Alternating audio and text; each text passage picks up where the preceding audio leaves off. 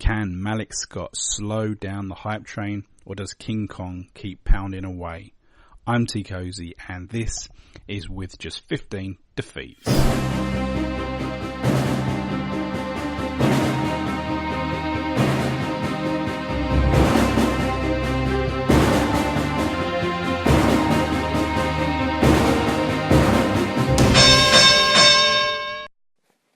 Welcome to With Just 15 Defeats, the boxing show for fans of the sweet science all around the world. I'm Teekosey, and I am the host. It's a pleasure to have you with me for the next couple of minutes.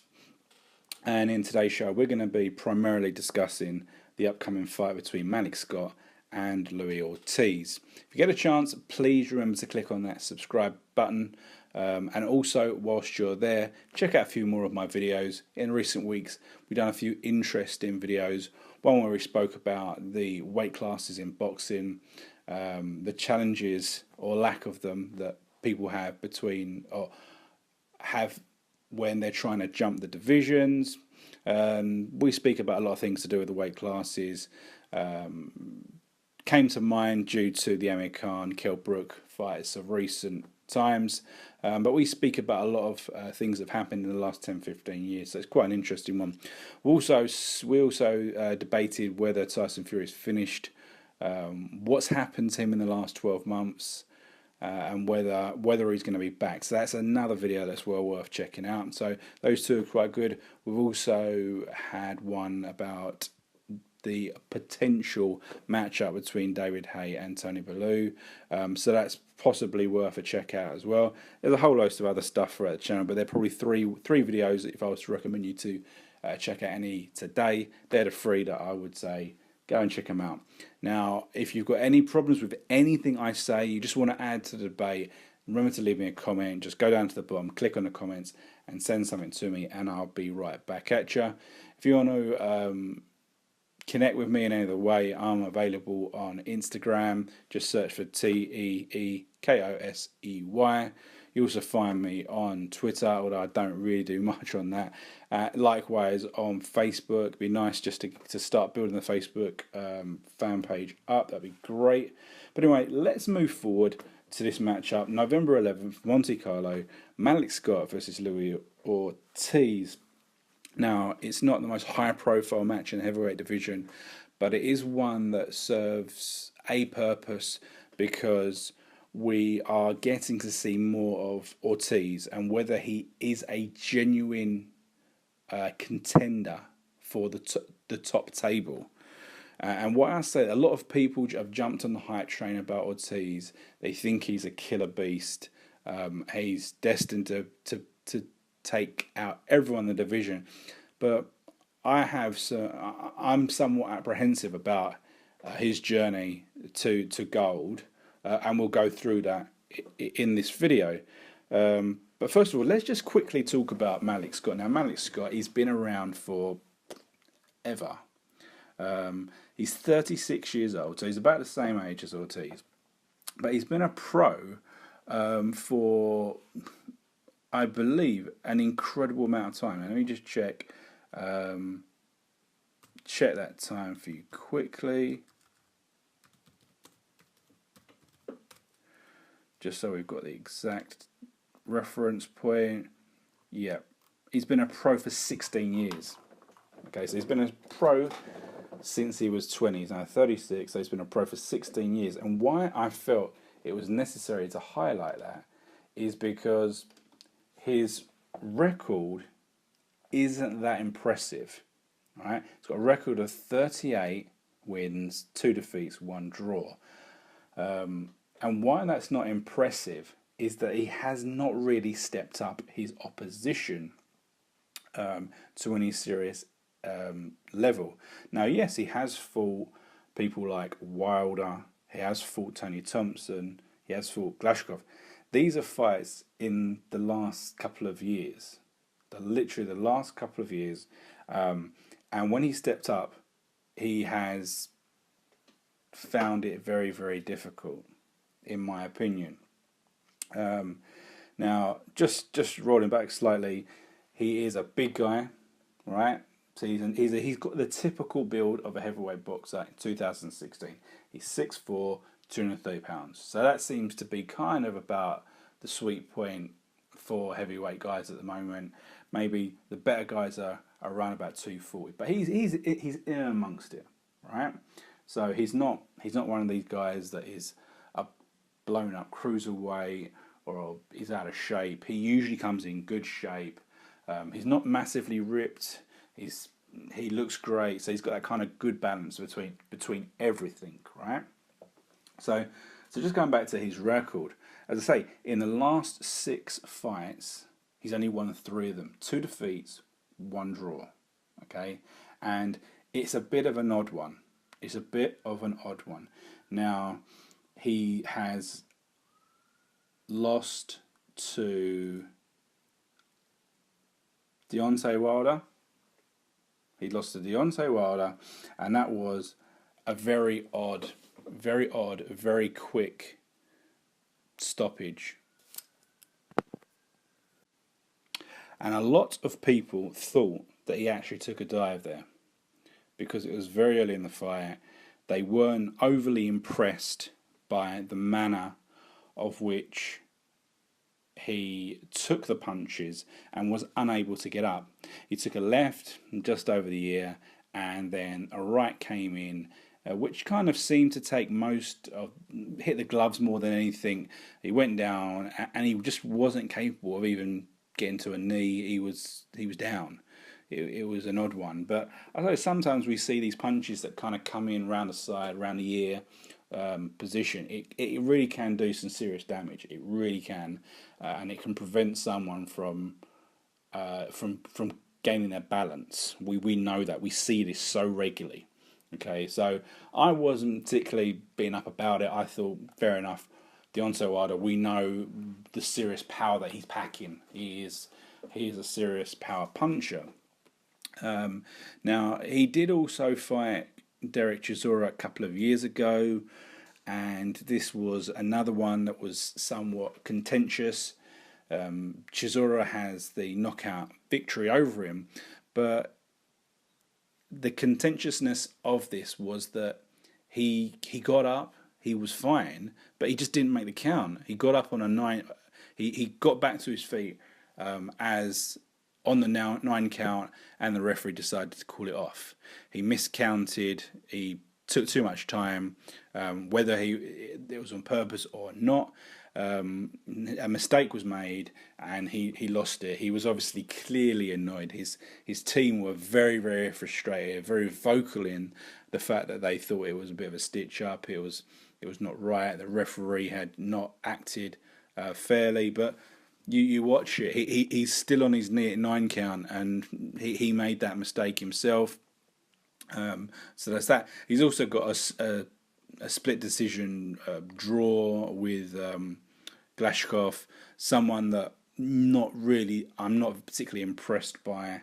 Also, someone who I think is too small to ever be a serious contender in the heavyweight division.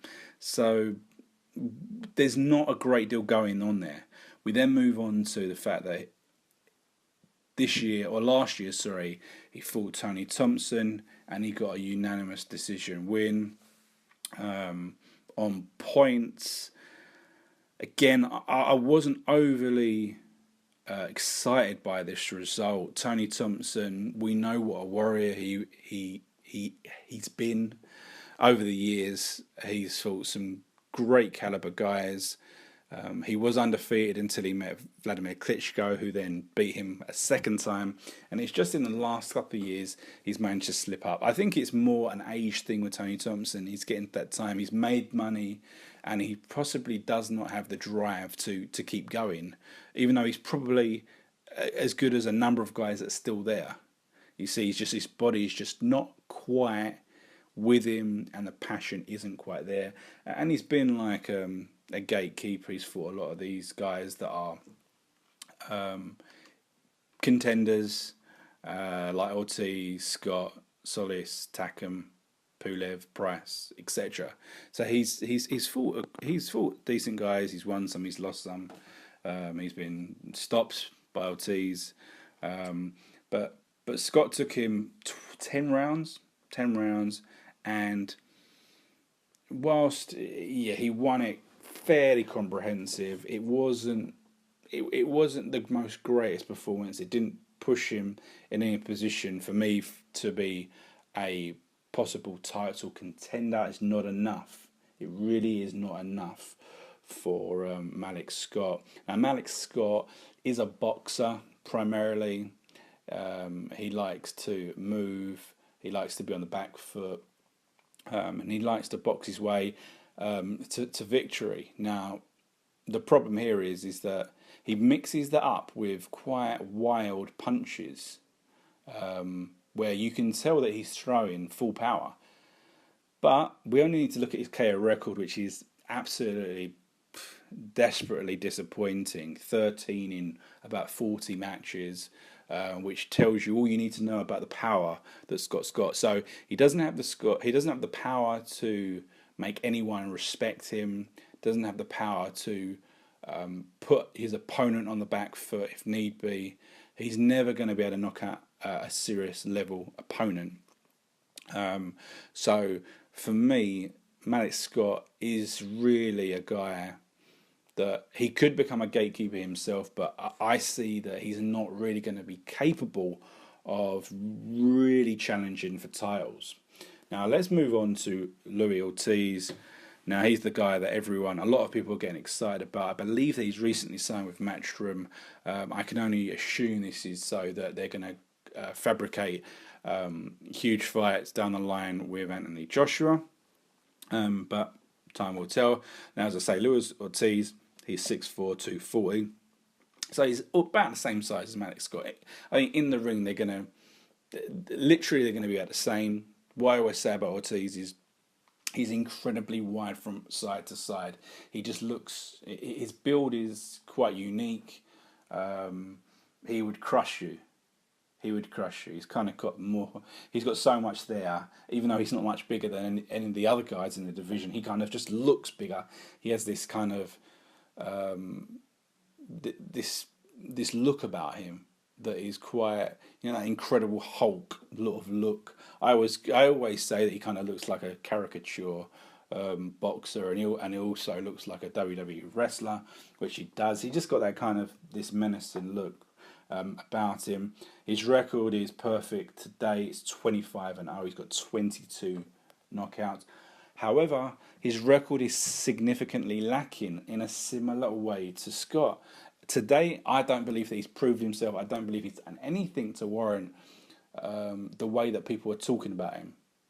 Now, a lot of people talk about Anthony Joshua and whatever, Joseph Parker, and his potential. They're just showing so many signs of being amazing, and we're going to see these fights down the line. Whereas Ortiz, he's stopping a lot of guys, but I don't think the praise he's getting is warranted off the back of what he's done. Now, Ortiz, as I say, 25-0. He's only been a pro for 6 years, so Malik Scott's got 10 years of pro experience on him, right? Which is quite incredible considering that Ortiz is older. He's from Cuba. But as we're going back to the career record of Ortiz, now he's fought a mixed bag of guys. For years he wasn't really fighting anyone. He started to slowly step up. He fought a cruiserweight guy. I can't quite remember who that was. He also fought Monty Barrett, Monty Barrett, I think at the time hadn't fought for nearly 3 years, so it was a bit of a ridiculous matchup. And the last year, Ortiz has fought 2 interesting opponents. Firstly, he fought Jennings, who had just come off a defeat to Klitschko. But Jennings is someone that I think I quite like. There's a lot of effort there. There's a lot more skill than people give him credit for. He's a grafter. And again, he has interesting dimensions. And I think given the opportunity, that Jennings still has a part to play in this heavyweight story that we're all experiencing at the moment. Now, the fight with Jennings and Ortiz was a very tough battle for Ortiz. Now he got the stoppage, 7th round KO, but it was tough. There was a lot of pressure, from Jennings, and Jennings, he wasn't. It wasn't one. Definitely wasn't one sided. As I say, 7th round stoppage, and if I can remember rightly, Jennings won at least 3 of those rounds. At least 3 of those rounds. So the fight was pretty much Jennings. And then when it wasn't Jennings, what I'm trying to say is it was Jennings was on the front foot. He was boxing cleverly, he was boxing well. But this was interspersed with power, explosive power by Luis Ortiz, where he really could have stopped Jennings on multiple occasions. So it was kind of strange combination when you really analyse that fight. And you got a similar thing with Ortiz's other notable fight, which is Tony Thompson. Now, yes, a lot of people say this was one-sided. Again, it wasn't one-sided. It was emphatic. But then even then, the stoppage, I think, was more sympathetic than anything else. The referee decided to stop the fight, and in my opinion, I think I said at the time, Tony Thompson quit. He saw he wasn't going to be able to beat Ortiz. He saw that the power was too much, and he thought, you know what? I'm already down. I'm just gonna take the paycheck and move on. I'm getting on. Do you know what I mean? I'm not gonna be winning titles anytime soon. So we'll wave the white flag, and that'll be fine, because Ortiz is on this hype train, right? But in between the sections, Tony Thompson was all right. And that's what I'm saying. These got like inactivity from Ortiz. He mixes inactivity with explosive power. And against someone a lot better than those two guys, it may become a bit of a problem, right? So let's just talk about a few things when we're talking about this particular fight. Now, is Malik Scott better than Jennings? A lot of people would say, well, yeah, 100%. Malik Scott's got a lot better skills. He's a much better boxer. But for me, I think as a fighter, an actual all-round, when you combine everything that's required to be a boxer, I prefer Jennings, and I think Jennings has more potential than Malik Scott. I think the fact that he spent 16 years getting nowhere, that he's got these dubious defeats, that he has no power behind his punches. For me, he's not a top guy. So the fact that we're saying that he's below Jennings, so Ortiz should be able to beat him already on paper. As we say, Malik Scott's chin, dubious stoppages. When he feels that power from Ortiz, will he drop to his knees? Will he be on his arse? Highly likely. Now, in Scott's corner, we need to see whether it's going to go the distance. Can it go the distance? Is Malik Scott capable of boxing clever and keeping him at bay and taking him into deep water? Because Ortiz hasn't really gone to deep water. He's been knocking out people left, right and centre. Realistically, I can't think of the fights that haven't gone all the way. So it'll be interesting to see whether Scott can do it, and that's the only way he's going to be able to survive. He's going to have to roll the shots. He's going to have to avoid the power shots. He's going to have to avoid getting in close. We saw what Ortiz did with Jennings when he came in close. Uppercut after uppercut, and they were powerful. They were damaging shots. He's going to have to stay away from that. Is he going to be capable of doing that? I would say he's not going to be capable of doing that.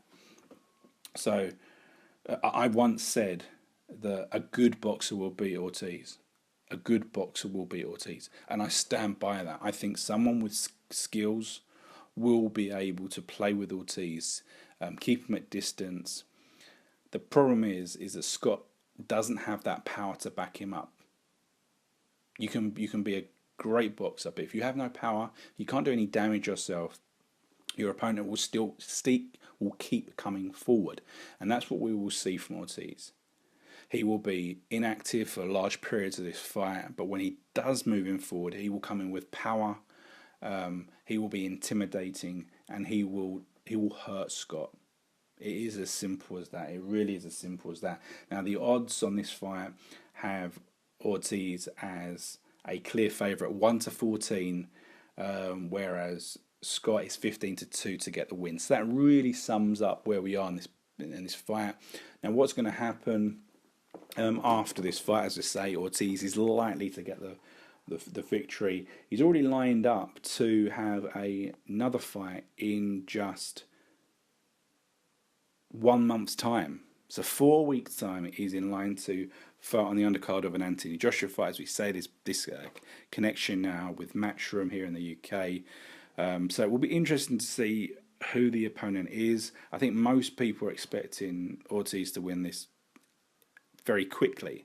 But we've seen against Jennings and Thompson that we went to the middle rounds. And it wouldn't surprise me if this does the same. So whether there will be the fight in December in the UK, we'll have to wait and see. He's not going to get the big name just yet. And I find it unlikely that he would, if they were going to match him against Anthony Joshua, for instance, which I think's unlikely, that Ortiz will take that on a 4-week notice. It seems unlikely. But anyway, we'll have to wait and see what happens with those two, with Ortiz, with Joshua. We've got some more fights that come in the next couple of weeks where we will be discussing them on this channel. So if you've got any comments, leave me some comments. Thumbs up, subscribe, and remember to check out my other videos. I've been Teekosey. This has been With Just 15 Defeats.